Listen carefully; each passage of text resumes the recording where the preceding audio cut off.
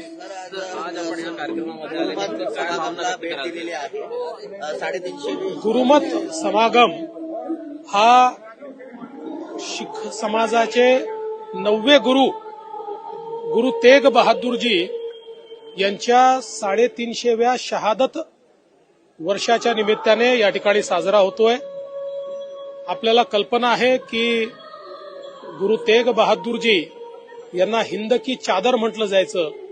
ज्या काळामध्ये औरंगजेबाने अनन्वित अत्याचार करून धर्म परिवर्तनाचा ओघ लावला होता, त्या काळात गुरुजींनी काश्मीरमधल्या पंडित असतील, वेगवेगळ्या ठिकाणचे हिंदू असतील, सर्व पंथीयांना मोठ्या प्रमाणात औरंगजेबापासून वाचवलं आणि शेवटी औरंगजेबाने त्यांना पकडल्यानंतर ज्याप्रमाणे छत्रपती संभाजी महाराजांना अनन्वित यातना दिल्या, पण संभाजी महाराजांनी धर्म बदलला नाही, तसंच गुरु तेग बहादूरजींनी देखील स्पष्टपणे सांगितलं की माझा धर्म जर तुम्ही बदलून दाखवला तर माझी संपूर्ण कौम धर्म बदलेल, पण माझा तुम्ही बदलू शकत नाही.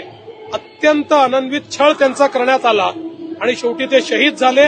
त्यामुळे देव, देश आणि धर्माकरता या ठिकाणी आपल्या संस्कृतीला वाचवण्याकरता ही शहादत त्यांची होती आणि म्हणूनच हा 350वा जे त्यांचं वर्ष आहे शहादतचं, ते साजरं करण्याच्या दृष्टीनं या ठिकाणी ही संगत होते आणि मी त्याच्यामध्ये आलो आहे. तेग बहादूर सिंग यांचा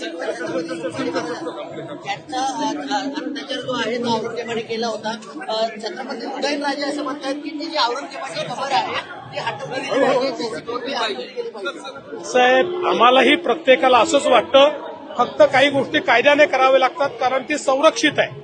जुन्या काँग्रेसच्या काळामध्ये ASIचं संरक्षण मिळालं आहे.